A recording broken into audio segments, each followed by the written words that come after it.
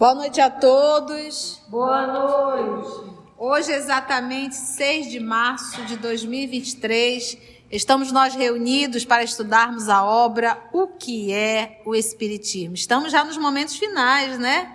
Vamos lá então. Então, esse trabalho será conduzido pelas nossas amigas Aramita e Carla. E vamos iniciar fazendo a nossa prece de gratidão. Eu vou solicitar para a Janaína fazer a nossa prece. Vem, Janaína, orar para a gente. Obrigada, Mestre Jesus, pela oportunidade da vida, pela oportunidade de estar aqui nos estudos, nos atualizando, procurando nos melhorarmos a cada dia. Obrigada pela oportunidade de pessoas tão queridas ao nosso lado e abençoa, Senhor, as nossas irmãs que hoje fará o nosso estudo. Permaneça conosco, hoje e sempre, que assim seja.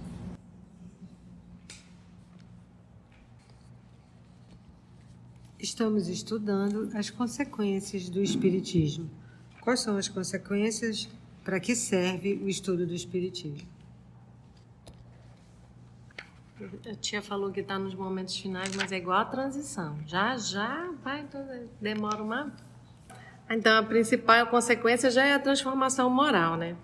Continua aqui. A demonstração da existência do mundo espiritual que nos cerca e de sua ação sobre o mundo corporal é a revelação de uma das forças da natureza e, por consequência, a chave de grande número de fenômenos até agora incompreendidos, tanto na ordem física quanto na moral. É interessante que a gente estava vendo isso na revista, né? E o encadeamento lógico é o que dá essas respostas para esses fenômenos que não tinham resposta, né? Quando a ciência levar em conta essa nova força até hoje desconhecida, retificará imenso número de erros provenientes de atribuir tudo a uma única causa, a matéria. O conhecimento dessa nova causa nos fenômenos da natureza será uma alavanca para o progresso, produzirá o efeito da descoberta de um agente inteiramente novo. E como eu estava falando ontem, eu estava ouvindo a palestra de um médico falando exatamente isso. A gente só acredita no que é matéria. E tem forças que atuam e transformam que a gente não tem noção. Então, um médico falando isso, já estamos caminhando lá, né? E a ciência, desde o Renascimento, quando começou o reflorescer e chegar à parte científica, a ciência ela é toda materialista. Então, ela só vai até onde vai a matéria. Quando sai além da matéria, ela não sabe explicar. Então, é preciso criar, como diz aqui o Allan Kardec, um novo paradigma. Porque a gente só sabe ainda, e já tem certeza e já consegue, no paradigma materialista. Igual agora a tia falou, né? Quando não tinha microscópio, a gente não sabia que tinha um mundo invisível aos nossos olhos, o micro. Com a invenção do microscópio, a gente pôde ver os micro-organismos. E com a ciência espírita, a gente pode ver o mundo espiritual, mas precisa ter um outro paradigma, como ele diz. É uma lei completamente nova, mas não deixa de ser uma lei. Com o auxílio da lei espírita, o horizonte da ciência se alargará, como se alargou com a lei da gravitação. Quando do alto de suas cátedras os sábios proclamarem a existência do mundo espiritual e sua participação nos fenômenos da vida, eles infiltrarão na mocidade o contraveneno das ideias materialistas em vez de predispô-la à negação do futuro. Estamos esperando esse momento, né?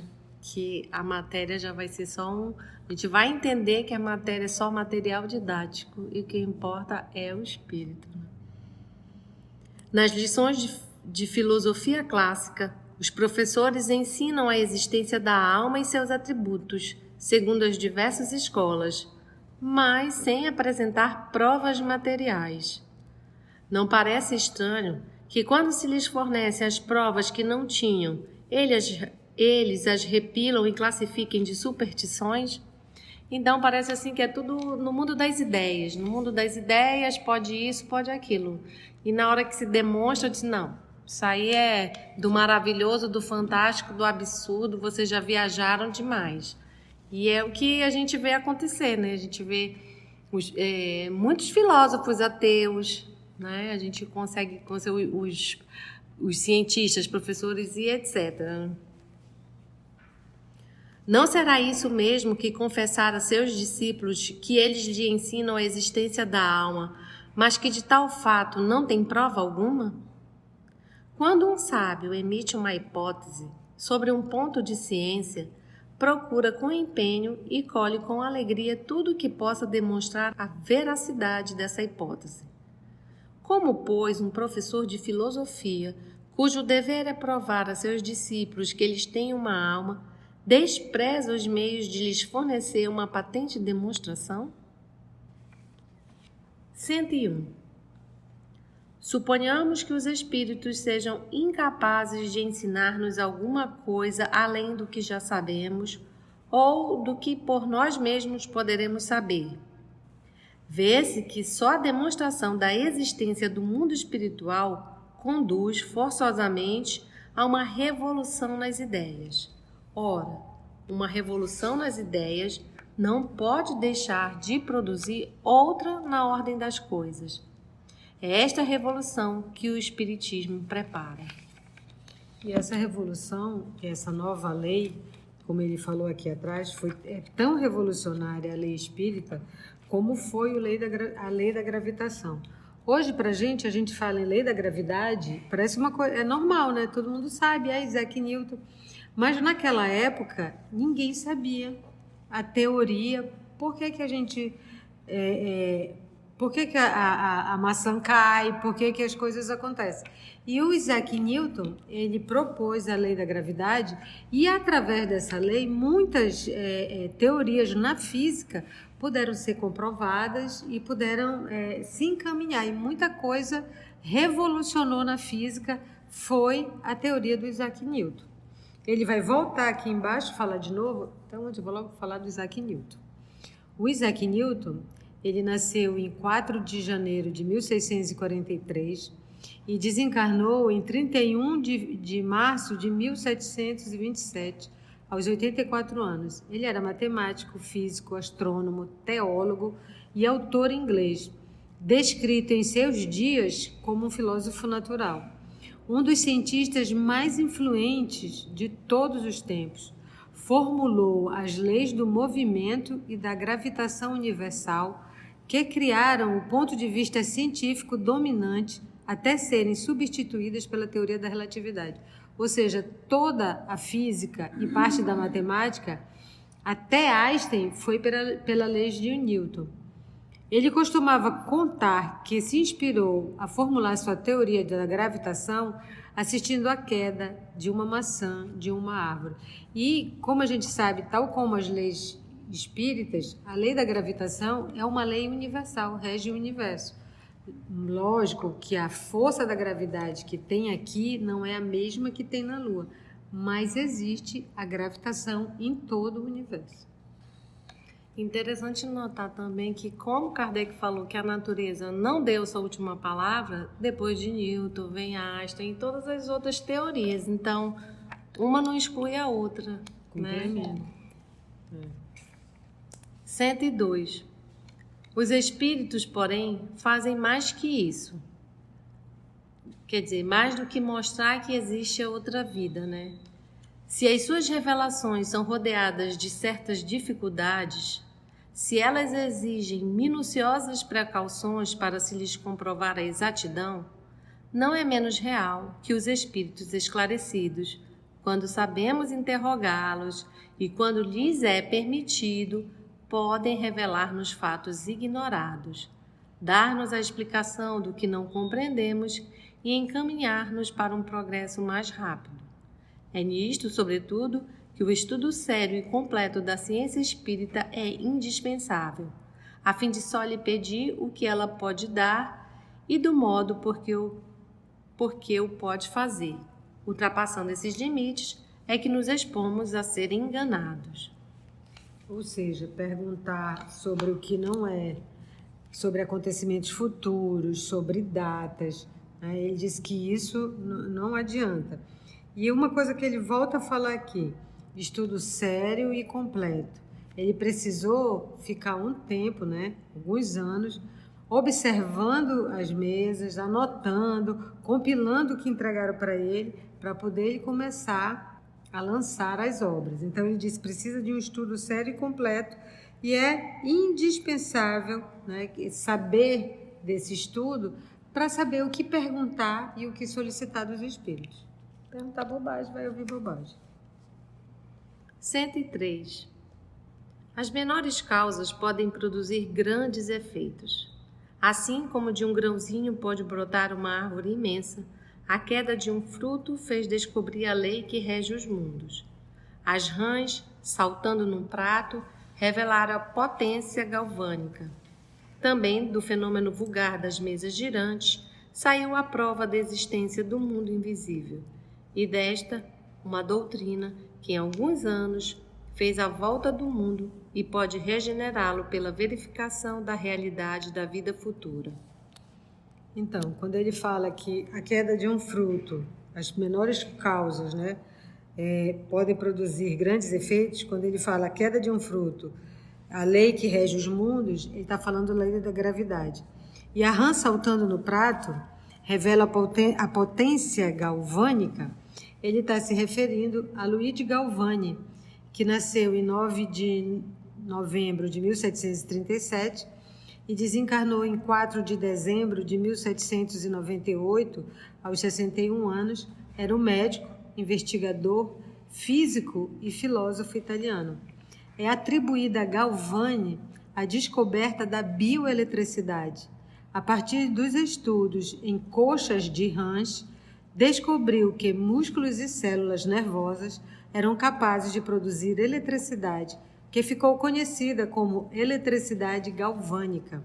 Mais tarde, Galvani demonstrou que essa eletricidade é originária de reações químicas.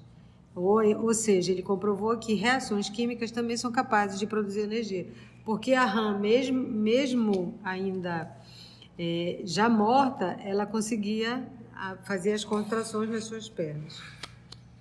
E o que eu percebi agora, né, olhando assim, ó, o Isaac Newton, ele revelou a lei da gravidade, o Galvani revelou a bioeletricidade, e o Kardec vem e revela a doutrina espírita, né? Então, assim, tudo já existe. A gente que desconhece, alguém virá e revelará. Então, assim, a mesma história, nada foi inventado da cabeça dele, né? A ciência não inventa, ela descobre somente o que está aí. Ainda leis que regem o universo. 104. O Espiritismo ensina poucas verdades absolutamente novas, ou mesmo nenhuma, em virtude do axioma: nada há de novo debaixo do sol. Só as verdades eternas são absolutas.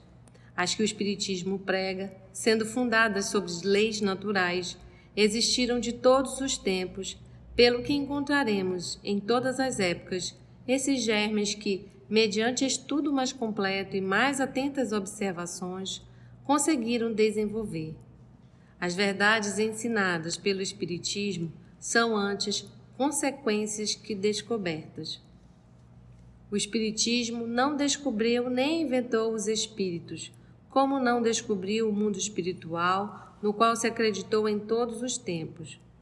Todavia, ele o prova por fatos materiais e o apresenta em sua verdadeira luz, desembaraçando-o dos preconceitos e ideias supersticiosas, filhos da dúvida e da incredulidade. Observação: estas explicações incompletas como são, bastam para mostrar a base em que se assenta o Espiritismo, o caráter das manifestações e o grau de confiança que pode inspirar segundo as circunstâncias. E é como tu acabaste de falar, né? Que não inventou nada, revelou, é diferente. Pautado no estudo Sério. Estudo sério, pesquisa séria. Capítulo 3. Solução de alguns problemas pela doutrina espírita. Pluralidade dos mundos. 105. Os diferentes mundos que circulam no espaço terão habitantes como a Terra? Todos os espíritos o afirmam e a razão diz que assim deve ser. A Terra não ocupa no universo nenhuma posição especial, nem por sua colocação, nem pelo seu volume, e nada justificaria o privilégio exclusivo de ser habitada. Além disso, Deus não teria criado milhares de globos com o fim único de recrear-nos à vista, tanto mais que o maior número deles se acha fora de nosso alcance. Está no Livro dos Espíritos, número 55, na Revista Espírita de 1858, página 65, Pluralité des Mondes, por Flammarion.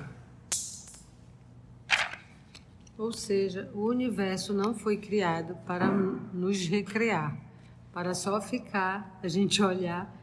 Não precisava construir bilhões de galáxias, né? Também vendo. Que a gente nem enxerga, né? Bastava algumas milhares de estrelinhas e bastava. Mas não, então tem bilhões e ele diz, né? Os espíritos afirmam e a razão diz que assim deve ser. O nosso planeta não é o maior, não é o mais especial, não está mais bem colocado, né? É apenas um dentre bilhões. E quando a gente fala de pluralidade dos mundos habitados, eu gosto sempre de lembrar a nossa condição material do planeta. Então vamos lá, vamos recordar. Nós somos um planetinha miudinho, vinculado a uma estrela que nós chamamos de Sol. E dentro dessa estrela, nesse conjunto, nós temos um conjunto de 8 planetas e nós fazemos parte desse sistema. Esse sistema, ele está inserido dentro de uma galáxia, que a nossa galáxia é chamada de Via Láctea. Mas ele não é o único sistema contido nessa galáxia. Só essa galáxia, tem milhões de sistemas solares, cada um acompanhado do seu conjunto de planetas. Eu estou falando só da nossa galáxia.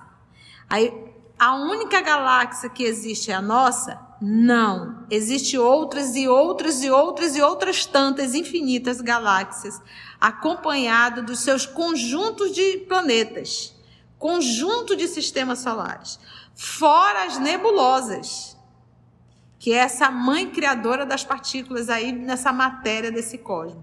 Então, quando você parar para pensar isso, seria ridículo eu acreditar que só existe habitação no planeta Terra. É um pensamento extremamente infantil.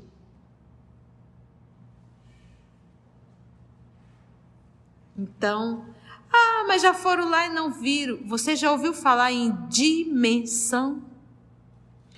Todos os moradores que estão na Terra, tu estás vendo? Não. Existem mundos paralelos espirituais ao nosso planeta que a gente não está enxergando. No centro da Terra, o centro da Terra, existe moradia de espíritos perversos. Onde a senhora leu isso, tia? Libertação. André Luiz. Então não existe um espaço vazio. Tudo está habitado. Então, há 3.000 anos atrás, eu poderia acreditar que existia só esse planeta e que tinha umas luzinhas pregadas no teto do céu, achando que tudo ali acabava. Mas no ano de 2023, da era cristã, eu ainda pensar dessa forma mostra o péssimo filósofo que eu sou. O péssimo cientista que eu sou. E o quão pouco eu uso a minha lógica. Só a nossa galáxia. Entendeu? Você tem noção o tempo que eu levo para sair do nosso planeta, do nosso planetinha, para chegar de repente no centro da nossa galáxia? Você tem noção quantos 1000 anos eu precisaria para chegar até ela viajando na velocidade da luz? Anos viajando na velocidade da luz. Então você para pensar o tempo, a grandiosidade de uma galáxia, não é verdade? Então não cabe, gente, não cabe mais. Então todos os planetas, eles são habitados por espíritos que estão de comum acordo com a evolução daquele planeta. O nosso, dentro do nosso sistema solar, é um dos mais atrasados, tá? Então, cumprimento a todos nós, espíritos da terceira ordem, muito mais próximo da animalidade do que da espiritualidade. Somos nós, tá? Provas e expiações, nossa escola.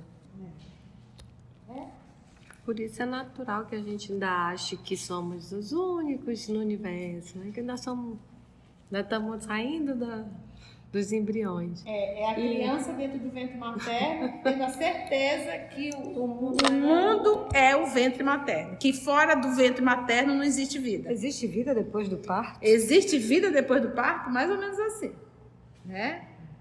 A gente é muito abestalhada ainda, né?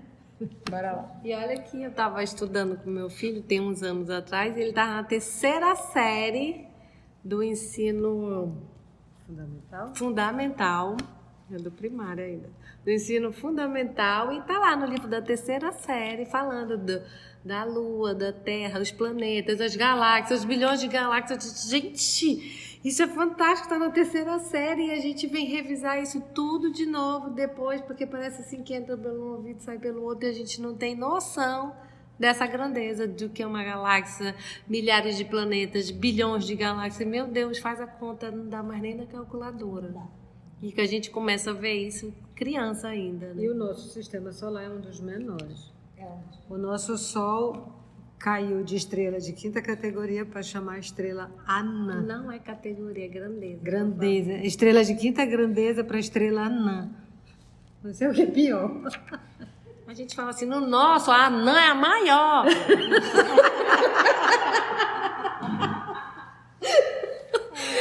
Crianças. 106. Se os mundos são povoados, serão seus habitantes em tudo semelhantes aos da terra? Em uma palavra, poderiam eles viver entre nós e nós entre eles? Resposta. A forma geral poderia ser mais ou menos a mesma, mas o organismo deve ser adaptado ao meio em que eles têm de viver, como os peixes são feitos para viver na água e as aves no ar. Se o meio for diverso, como tudo leva a crê-lo, e como parece demonstrá-lo as observações astronômicas, a organização deve ser diferente. Não é, pois, provável que, em seu estado normal, eles possam mudar de mundo com os mesmos corpos. Isto é confirmado por todos os espíritos. Os espíritos nos dizem que o espírito, quando vai encarnar num planeta, ele retira deste planeta os elementos que vão constituir o seu corpo. E daí os elementos que vão ser necessários para a vida nesse planeta. No Livro dos Espíritos também fala de Júpiter, né? Onde... Revista Espírita também.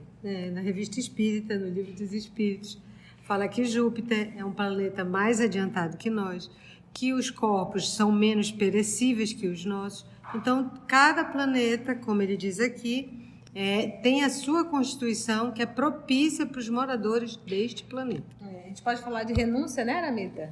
A Alcione era de onde? De uma estrela que nós aprendemos a chamar de Sírius. Bem mais evoluída do que o planeta Terra. E ela levou 10 anos, né? 10 anos depois do pedido dela, da solicitação dela a Antênio, foi que ela veio reencarnar na Terra, se revestindo da matéria da Terra. Isso está muito claro no Livro dos Espíritos. Já vos disse que para reencarnar no planeta, você tem que se revestir da matéria do planeta, claro. Em Júpiter, eles têm um sistema digestório? Não. Não tem. E o corpo perispiritual não é o modelo organizador biológico? Então ele precisa perispiritualmente se revestir disso. Se reveste da matéria do organismo para se preparar na condição de modelo organizador biológico para uma nova encarnação em um planeta. É por isso a ideia da metempsicose, que é a ideia de que você pode regredir e nascer num animal. Essa ideia deles, por quê? Porque quando eles foram exilados do sistema de Capela, já estou agora do nível a Caminho da Luz, saí de renúncia e fui para Caminho da Luz. Quando eles saíram do sistema de Capela, reencarnar nesse corpo físico aqui, no nosso, e naquela condição, há 8.000 anos atrás, eles se sentiram verdadeiros animais. Daí a ideia da metempsicose, entendeu? Então, e foi realmente um processo, tem um organismo totalmente ainda bem mais primitivo, né? 107. Admitindo que esses mundos sejam povoados, estarão na mesma colocação que o nosso sob o ponto de vista intelectual e moral? Segundo o ensino dos espíritos, os mundos se acham em graus de adiantamento muito diferentes. Alguns estão no mesmo ponto que o nosso, outros são mais atrasados, sendo sua humanidade mais bruta, mais material e mais propensa ao mal. Pelo contrário, outros são muito mais adiantados moral, intelectual e fisicamente. Neles, o mal moral é desconhecido. As artes e as ciências já atingiram um grau de perfeição que foge à nossa apreciação. Ou seja, basta olhar a nossa arte que a gente vê o quanto nós estamos muito mais vinculados ao primitivismo. Nossa arte é uma vergonha. A nossa educação. Ainda há pouco a Carla estava dizendo, a gente estudou isso na infância, a gente não lembra de nada. Não lembra por quê? Nós temos uma educação terrível, que é uma educação conteudista. Conteudista. E o que é uma educação conteudista? Quem está ensinando não sabe também. Porque foi conteudado. Ele tem que aplicar, ele tem que ensinar, ele tem que falar, então ele tem que aplicar conteúdo. Então, entre aplicar conteúdo e entre ensinar, existe uma diferença enorme. Por isso que eu gosto da fala de Sócrates, que ele pegava o que estava dentro da pessoa, ele sempre fazia aquela comparação, porque a mãe dele foi uma parteira. Então ele dizia, a criança já estava dentro, ele achou aquilo máximo, foi a primeira filosofia dele, a criança estava dentro. Então ele ajudava o parto, a criança nascer, mas a criança já estava lá. Então nessa linha de pensamento é pegar o que tem dentro da pessoa e trabalhar. Mas a gente tem uma educação hoje que é só enfia. Eu gosto sempre de lembrar de um diálogo fraterno que eu fiz com uma jovem. Ela disse, tia, ela disse o nome da escola, ela disse, essa escola ela me ensinou a decorar, mas não me ensinou a pensar. Fala de um jovem de 17 anos, de uma jovem. Então, existe uma diferença. Então, o nosso ensino ainda é muito atrasado. A nossa arte é ridícula. A nossa educação doméstica ainda é muito limitada, muito protecionista. Então a gente ainda falta um bocado. Ai, tia, como é que a gente faz para adiantar? Copia Jesus. Ele é um modelo. Quando a gente começar a copiar Jesus em tudo, aí a gente começa a dar passos mais seguros, mais decentes e com certeza com rumo muito melhor. Então, uma arte que faz gestos obscenos para ganhar dinheiro mostra o quanto é primitivo.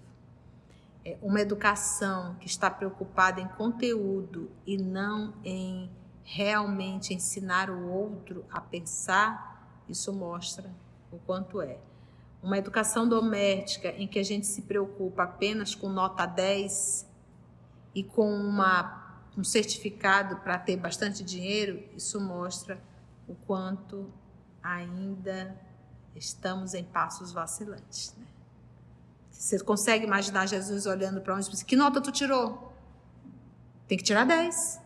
Tu já passou de ano? Tem mãe, tem pai que só sabe falar isso com os filhos. Não sabe falar outra coisa. Só cobra nota 10.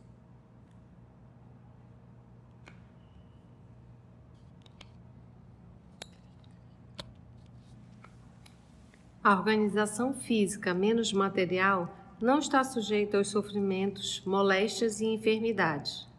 Aí os homens vivem em paz, sem buscar o prejuízo um dos outros, isentos dos desgostos, cuidados, aflições e necessidades que os apoquentam na terra. Há, finalmente, outros ainda mais adiantados, onde o invólucro corporal, quase fluídico, se aproxima cada vez mais da natureza dos anjos.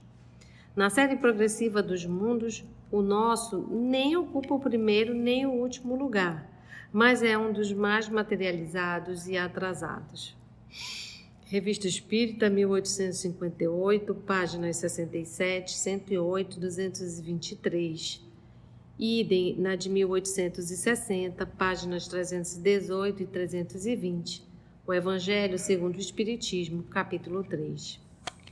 E no Evangelho segundo o Espiritismo, capítulo 3, item 4, para saber a posição dos mundos, primeiro tem os mundos primitivos, destinados às primeiras encarnações. Segundo, o mundo de expiações e de provas, onde predomina o mal, o nosso. Terceiro, o mundo de regeneração, onde ainda tem o mal, mas já estamos melhorando. No quarto, mundos ditosos, o bem sobrepuja o mal. E o quinto, mundos celestes ou divinos, onde só reina o bem.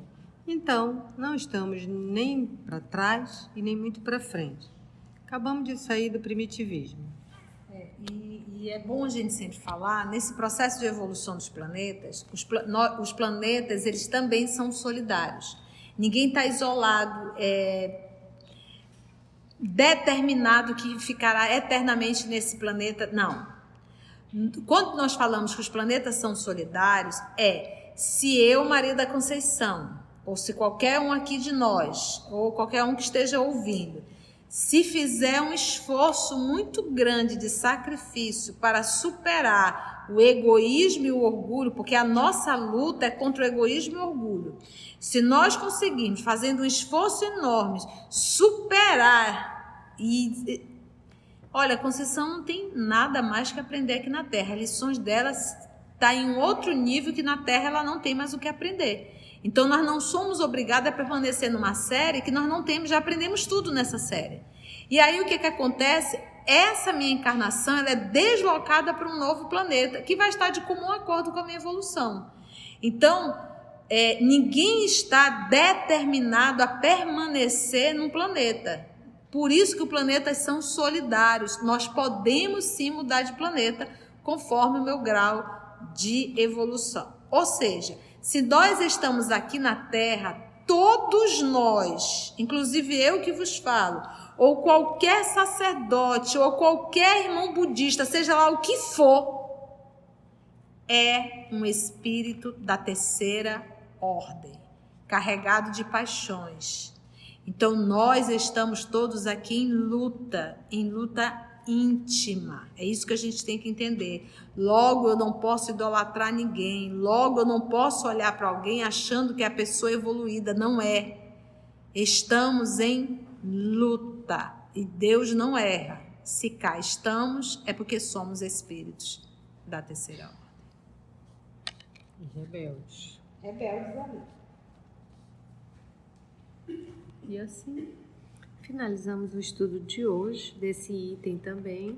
No próximo estudo iniciaremos o item da alma e vamos envolver nossa irmã Conceição para fazer a prece final.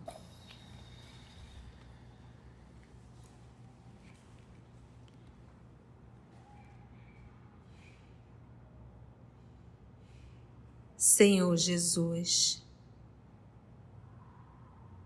amor de nossa vida, ter esse momento de estudo em Teu nome é um bálsamo para nossa alma, é um alimento, é o pão da vida. Como é bom estarmos aqui ouvindo todas as lições, porque isso nos faz recordar, lembrar a nossa responsabilidade como espírito que somos. Amado Mestre, que nós possamos, ao decorrer da vida, ao decorrer de cada dia, lembrarmos de tudo que temos estudado, colocando em prática a nossa condição de espíritos temporariamente habitando um corpo físico. Dá-nos força e coragem no momento do testemunho. Dá-nos força e coragem para sabermos enfrentar as dificuldades do dia a dia. Porque o bom soldado está sempre de pé. Agradecemos infinitamente a essa casa que nos acolhe, aos amigos espirituais aqui presentes, que com toda paciência e tolerância conduziram o nosso estudo, entendendo as nossas limitações. Obrigada, amor amado. E acima de tudo, agradecer ao nosso Pai eterno. Que assim seja. Amigos, vocês que estão acompanhando, amigos, amigas do nosso canal, se você chegou até aqui o final, deixa seu comentário. É muito importante a gente poder ler o teu comentário. Não esqueça de curtir para que possa divulgar a página. Dá o seu like, né? E, se possível, faça a sua inscrição no nosso canal e toca o sininho. Porque quando você toca o sininho, o YouTube avisa para você quando o EOS publicar um novo estudo. Então, receba um grande abraço da família EOS Manaus.